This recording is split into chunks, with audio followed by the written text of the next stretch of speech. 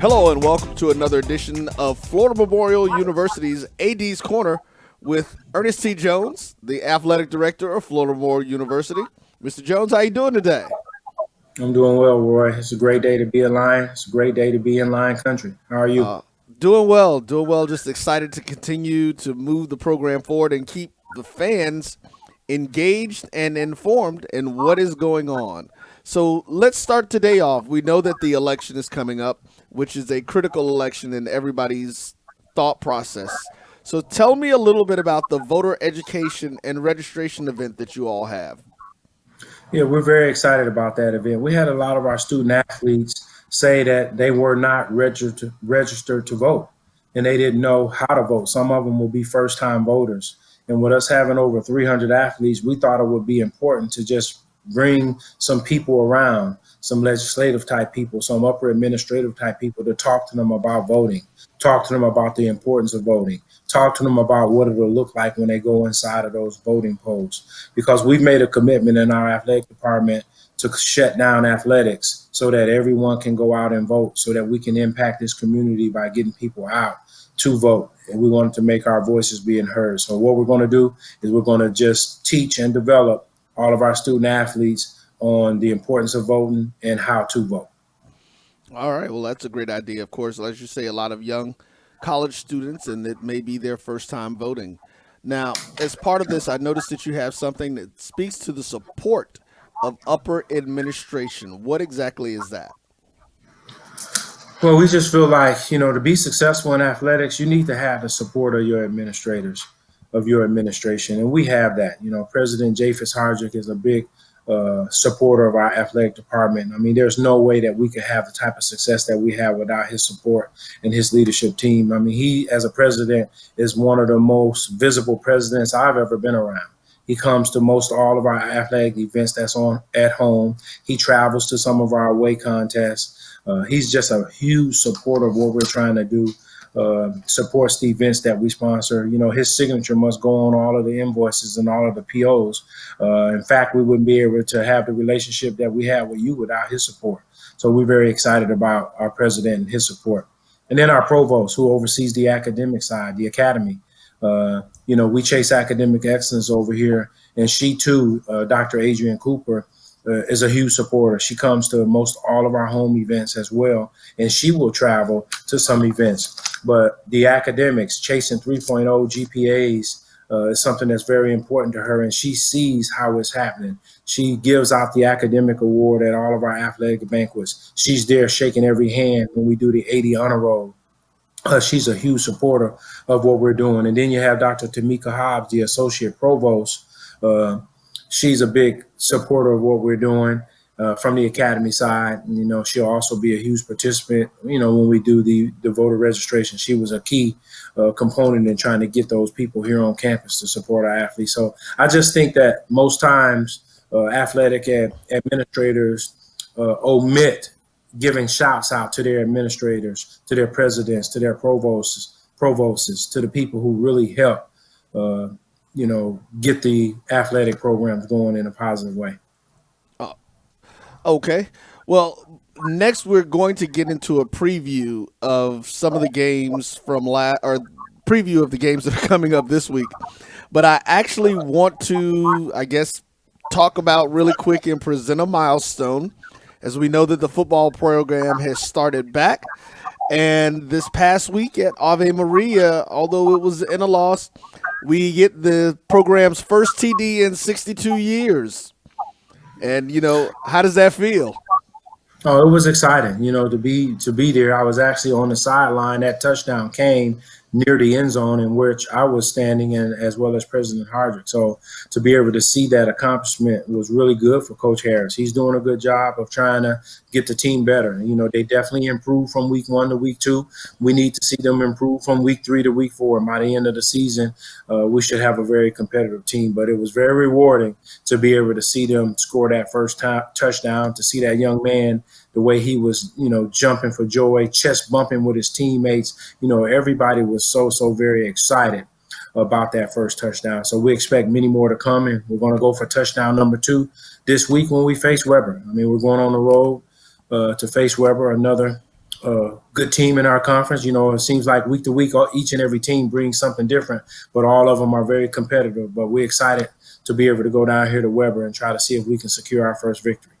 All right. And just to make sure that history has it recorded, that was freshman receiver Markel Lee, and that pass was thrown by sophomore quarterback Anton Wilson. So we or Williams. Williams, I'm sorry, Anton Williams. Yep.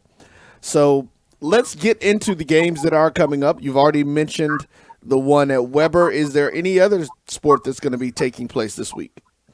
Absolutely. Our women's volleyball team will be traveling to Georgia to play Coastal Georgia down there. We're very excited about them. They sit at 2-2 this year, this so far this season, coming off of back-to-back losses. So we hope to see them go down there and be successful in Georgia. Our men's soccer team will be playing St. Thomas University, and then our women's soccer team will be playing Kaiser University. So we're pretty excited about those contests. In fact, as I think about it, our women's volleyball team will play two competitions this week. They won't be playing Coastal Georgia until this Saturday, but they'll play a home contest versus Warner University tomorrow night at 7 p.m. here in the Wellness Center. Okay. And just to let folks know, our next opportunity to have the Lions on air will start next Wednesday, the 30th. And then, of course, we will be in town and prepared for that first for home game in 62 years for the football program. And we are definitely looking forward to it. And we know that homecoming will be coming up the week after that and getting things going. Now, just to make sure, I believe we've had some changes in where we're going to be playing those games this year. Yes, we're going to go. We're going to move from Betty T. Ferguson here in Miami Gardens. It's not the choice that we made, but we had to make it. The city of Miami Gardens has not opened yet to the public. They haven't opened for us to be able to practice, compete, or do anything. So we're going to go to Trash Pile, which is a stadium located on the campus of Miami-Dade College. Beautiful, beautiful venue, brand new surface. Locker rooms have been redone, redecorated. Seats about 10,000. I mean, it's going to be an awesome, awesome venue for us to be able to host our four games. So no matter what happens in the city of Miami Gardens, we're going to play our four home games at Trash Pile. We'll open up on Saturday, October the 3rd, 1:30 kickoff versus Kaiser University. And then we'll do homecoming the very next week, October the 10th versus St. Thomas University. So we expect some great support from this community as it'll be the first time that they'll be able to see us play. All right. And we are anticipating having the BCSN Game Time show there with the social distancing set up to get people engaged and make sure that we have a lot of fun with that. So we are also looking forward to that opportunity to be down at Trash Powell. Let's give you the last couple of minutes here, AD. Is there anything else that you want to talk about? Any other upcoming events that you want to give a folks a prelude to, or whatever? No, I just want to give a shout out to my team. You know, as we continue to deal with COVID-19, really doing a really good job. All of my administration, my support staff, and my coaches as we attack COVID, trying to protect our staff and our student athletes. I mean, we're doing testing every 2 to 3 weeks on all of our athletes and our staff. I mean, we've been, getting our building cleaned and sanitized on a daily basis. Actually, on the hour. We have full-time staff person in the building wiping door handles, wiping down desks, putting the sanitizer solution in our offices so that we can wash our hands and spray our hands down each and every time we leave our office. I just think that, for what's going on in our nation, the protection that we're giving our staff and our student athletes, I just kudos out to my team. As we're watching around the nation, a lot of athletic conferences are now beginning to pivot and say they want to move forward with fall sports. And Florida Memorial University has said all along, and the Sun Conference, that we were going to play fall sports. So we're still very excited to be the only HBCU playing fall sports right now, and we're very excited that our number counts for COVID positive tests are very, very low. So I just wanted to give a shout out to my team for the great job that they're doing protecting our staff and our student athletes. All right, folks. Well, there you have it, your weekly update here on the AD's Corner for Florida Memorial University. And we're looking forward to seeing you guys next week and getting back on the air on the Black College Sports Network and pushing the narrative that it is a new day at Florida Memorial. And now I think we are on to the next day, if I am correct. It's truly the next day at Florida Memorial University. Expectations are grand. We're chasing academic excellence. We're chasing championship. We're chasing the support of all of our athletic programs. It's definitely going to be something different as we continue to move forward in the next day. And with that, we'll close out. Thank you, A.D. Jones. Thank you. All right. Stay tuned for Extra Down with Bryan and AD of the BCSN SportsWrap as they recap the Florida Memorial Lions' second week of football.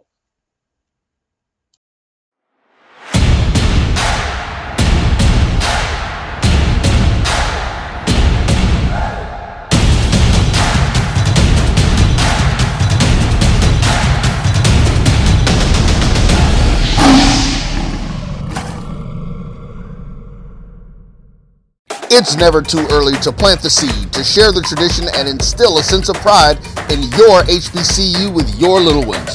HBCU Pride and Joy Children's Boutique helps you share your school spirit with a wide selection of adorable kids apparel and accessories officially licensed from your favorite HBCU. Visit hbcupridejoy.com and follow us on all social media at HBCU Pride Joy on Facebook and Twitter. I am one of those people that are uniquely able to speak to why Florida Memorial is so important.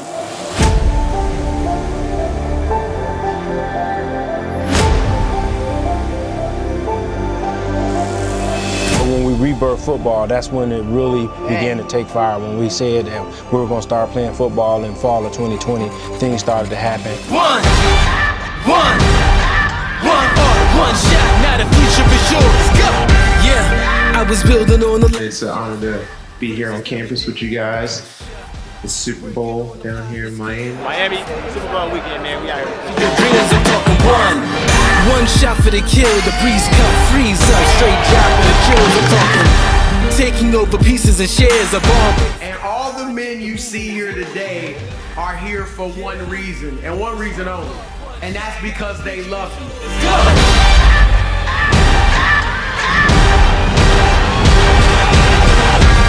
I'm turning dreams into reality. In the lab with the formula and chemistry.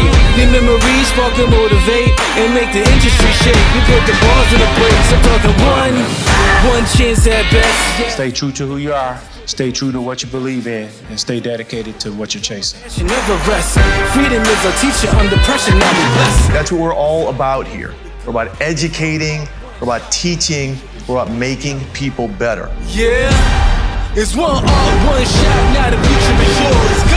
I mean, I'm learning a lot about little things, but you gotta do all of this stuff to produce. I'm only imagining when you do your shows and just all the different things that go into what we see.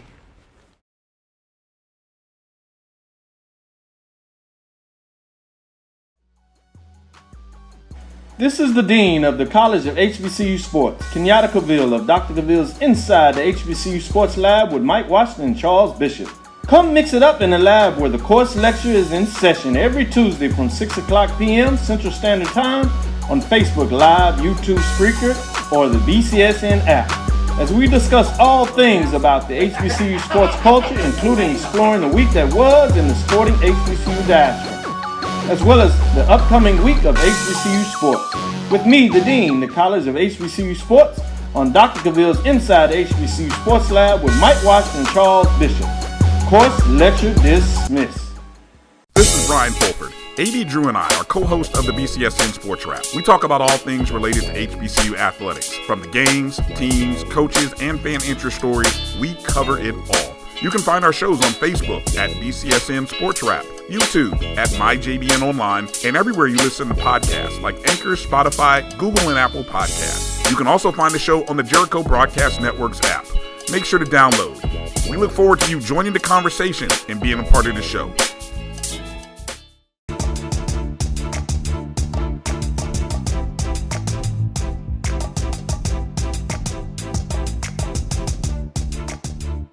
is an HBCU that is playing football, AD, and that's Florida Memorial University. Of course, the Black College Sports Network is home of the Florida Memorial Lions when they are at home. We look forward to broadcasting their football season when they start with home games coming up in the month of October.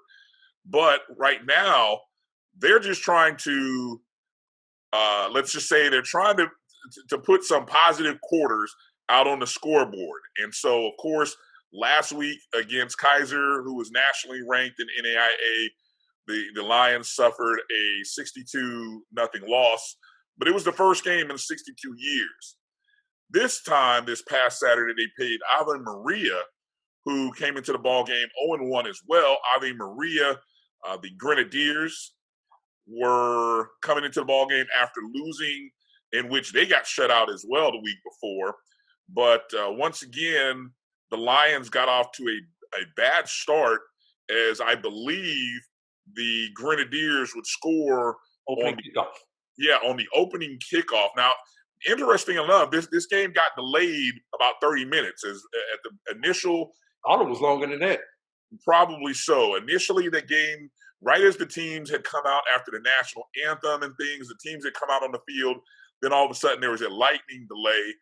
And so, I don't know, maybe 30, 45 minutes later, they come back out on the field after warm-ups, blah, blah, blah.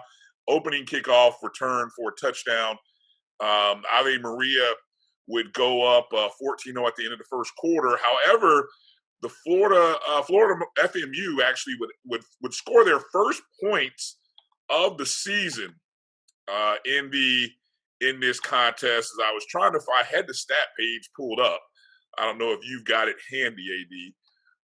It was actually, I remember watching a play. It was actually a very interesting call.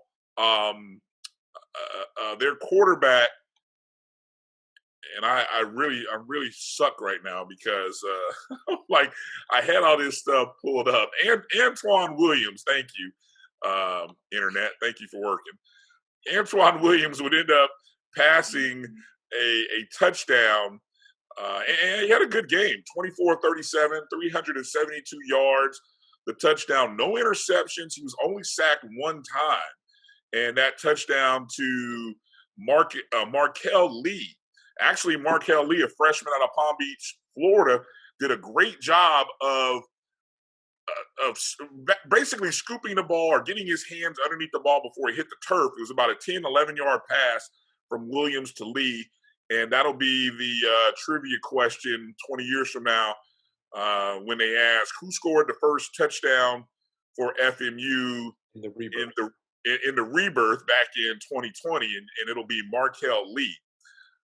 Unfortunately, though, for the Lions, the second half was not much better. They were down 28-6 at half.